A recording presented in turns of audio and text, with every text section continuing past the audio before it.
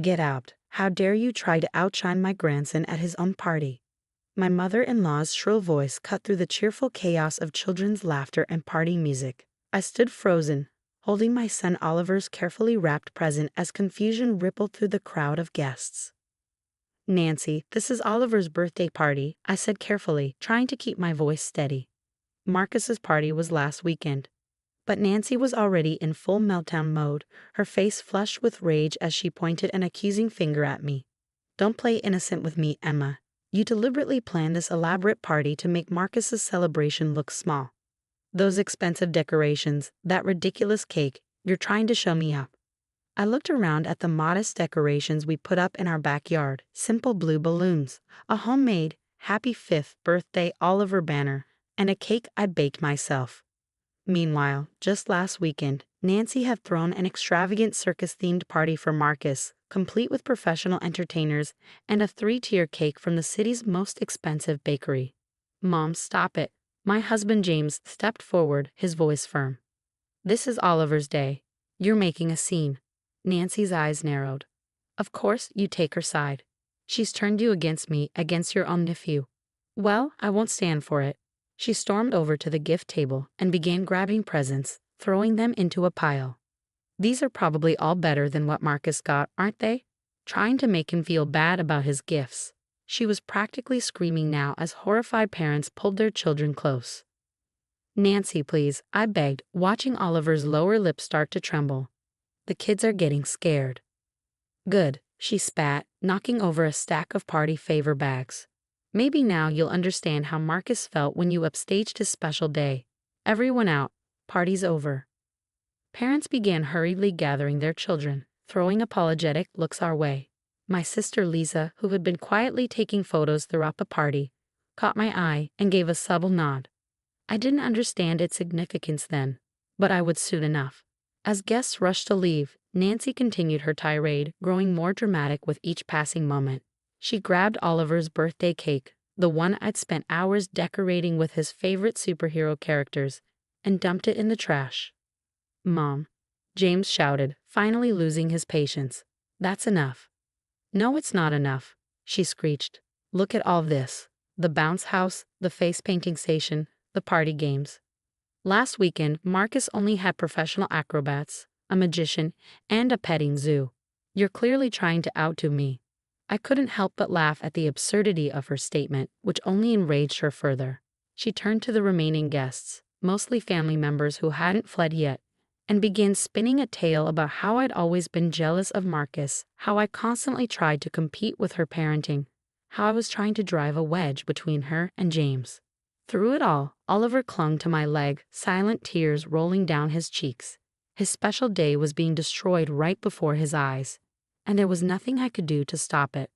I want all evidence of this disaster deleted, Nancy demanded, pointing at various phones and cameras. No one posts any photos of this pathetic attempt to overshadow my grandson's perfect party. That's when Lisa stepped forward, her phone in hand. Actually, Nancy, I think you might want to see these photos first. There was something in her voice, a quiet confidence that made Nancy pause.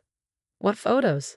Nancy snapped, but I noticed a flicker of uncertainty cross her face. The ones I've been taking all afternoon, Lisa replied calmly, including some very interesting shots from before the party started. Would you like to see them now, or should we wait for everyone else to gather round? Nancy's face went pale, then red, then pale again. You're bluffing, she said, but her voice had lost its edge.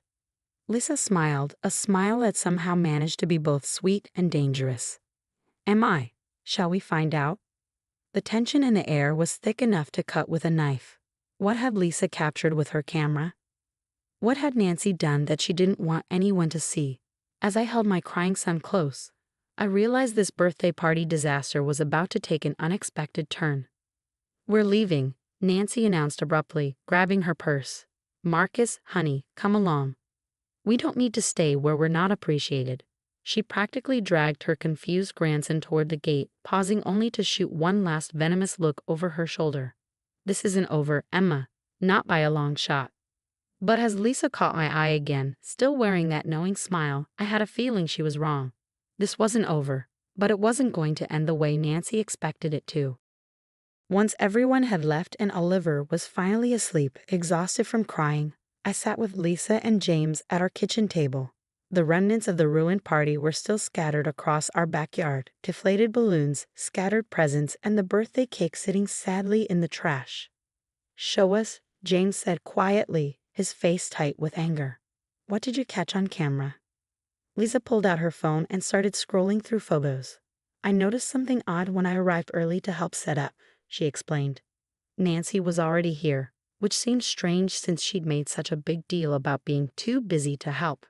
The first photo showed Nancy near the gift table, carefully opening presents and examining them. In the next shot, she was removing price tags from more expensive gifts and switching them with cheaper ones. She was tampering with the gifts. I gasped, feeling sick to my stomach. "That's not all," Lisa continued, swiping to the next series of photos. There was Nancy, methodically going through the party favor bags, removing items and replacing them with lesser alternatives. Another shot showed her deliberately damaging the bounce house's power cord. "I watched her sabotage nearly every aspect of the party," Lisa said grimly. "She even poked holes in most of the balloons so they gradually deflate during the party." James put his head in his hands. "I can't believe this, my own mother." But the most damning photos were yet to come. Lisa had captured Nancy pulling Marcus aside before the party, whispering in his ear. The series of photos showed her clearly instructing him to refuse to play with Oliver, to complain about the games, to make a fuss about the cake not being as good as his. She was setting this up from the start, I whispered, feeling a mixture of horror and vindication. She wanted Oliver's party to fail. "There's more," Lisa said, her voice hard. "Look at the timestamps on these photos compared to her social media posts from Marcus's party last week." She pulled up Nancy's Facebook page, showing us the elaborate circus-themed party she'd thrown for Marcus. But when we looked closely at the details, something didn't add up. The entertainment company she tagged, Lisa pointed out, they went out of business 2 months ago. The famous bakery she claimed made the cake, they've never heard of her order. Most of these photos are staged or edited. She lied about Marcus's party to make Oliver's look worse by comparison. I realized the pieces falling into place. She probably spent a fraction of what she claimed but made it look extravagant on social media. James stood up suddenly, pacing the kitchen. All these years I thought I was being paranoid. The way she always seemed to pit the boys against each other. How Oliver's achievements were always somehow less impressive than Marcus's. "She's been playing this game since day one," Lisa confirmed. "I've suspected for a while, which is why I started documenting everything. Today was just the first time she got sloppy enough to get caught." I thought about Oliver upstairs, how heartbroken he'd been when his grandmother ruined his special day. How many other moments had she poisoned? How many times had she manipulated situations to make my son feel less than his cousin? "What do we do with this?" I asked, looking at the damning evidence on Lisa's phone. "First," Lisa said, "I've already backed up all these photos to the cloud. Nancy can't delete or deny them." "I want to confront her," James said firmly. "She needs to face what she's done." "We need to be smart about this," Lisa cautioned. "Nancy's proven she's manipulative. If we confront her privately, she'll find a way to spin it." "So what's our alternative?" I asked. Lisa's smile returned, that same knowing smile from earlier. "Well, she did make quite a scene today. Lots of witnesses, lots of other parents who probably have their own stories about Nancy's behavior. And she does love social media." I caught her meaning and felt a spark of satisfaction. "You think we should make this public?" "I think," Lisa said carefully, "that Nancy has spent years carefully crafting her image as the perfect grandmother. Maybe it's time everyone saw the real her." James nodded slowly. "She's always cared more about appearances than anything else. This would hit her where it hurts." "But first," I interjected, "we need to make this right for Oliver. He deserves a real birthday celebration." "Already on it," Lisa grinned, pulling out another set of photos. I took pictures of all the original gifts before Nancy tampered with them. I've got a list of everything she damaged or changed, and I happen to know that the parents from Oliver's class have started a group chat about throwing him a makeup party. For the first time since the disaster began, I felt hope rising in my chest. Nancy had tried to ruin my son's birthday, but she failed to account for one crucial detail. Unlike her, we had real friends and allies. people who cared about the truth more than appearances. Tomorrow, James said firmly, we start setting things right. Lisa nodded, gathering her evidence. Nancy wanted attention on social media. Well, she's about to get more than she bargained for. As we made plans late into the night, I couldn't help but think about how fitting it was that Nancy's own obsession with appearances would be her undoing. She'd spent so long trying to make everyone else look bad that she'd never considered how bad she might look when the truth came out. The next morning would bring a reckoning, and for once, Nancy wouldn't be able to manipulate her way out of it. The photos didn't lie, and soon, everyone would see exactly what kind of grandmother she really was. The fallout was swift and devastating.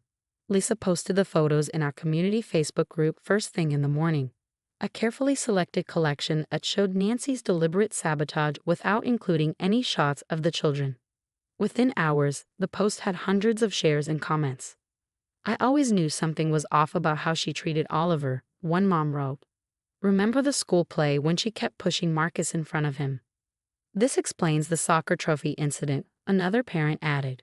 When she accidentally broke Oliver's trophy but had Marcus's display prominently at her house. Nancy's carefully cultivated image as the doting grandmother crumbled as more people came forward with their own stories. Parents from previous parties, teachers from the boys' school, and even distant relatives began sharing instances of her manipulative behavior. She tried to defend herself, of course. Her first response was a long, rambling Facebook post claiming the photos were taken out of context, and that she was being persecuted for showing love to her grandson. But then Lisa released the video. I didn't just take photos, she told us that morning. I had my phone recording in my pocket when she was giving Marcus instructions before the party. The video was crystal clear. Nancy's voice could be heard instructing her 7-year-old grandson. Make sure everyone knows your party was better. And don't let Oliver have any fun, he needs to learn his place. When that video hit social media, Nancy's phone started ringing nonstop. First came the angry calls from family members. Then the parents from Marcus's class began withdrawing playdate invitations. Finally, her bridge club, her pride and joy, asked her to take a break from attending. How could you do this to children? Her sister demanded during a particularly heated phone call that was on speaker. They're both your grandsons. But the real change came from Marcus himself. During the makeup party we threw for Oliver the following weekend, a genuine celebration filled with love and authentic joy, Marcus pulled his cousin aside. I'm sorry, he said quietly. Grandma told me to be mean to you, but I don't want to be mean anymore. The boys hugged, and just like that, years of manufactured rivalry began to melt away. They were just kids, after all. The competition had always been Nancy's creation, not theirs. James finally confronted his mother directly, armed with the evidence of her years of manipulation. She tried her usual tactics: tears, guilt, accusations. But they didn't work anymore. Until you can acknowledge what you've done and get help, he told her firmly, you won't be seeing either of your grandsons. Nancy's response was predictable. She played the victim, claimed we were all conspiring against her, and threatened to tell everyone the real truth. But the real truth was already out there, documented in photos and videos she couldn't deny.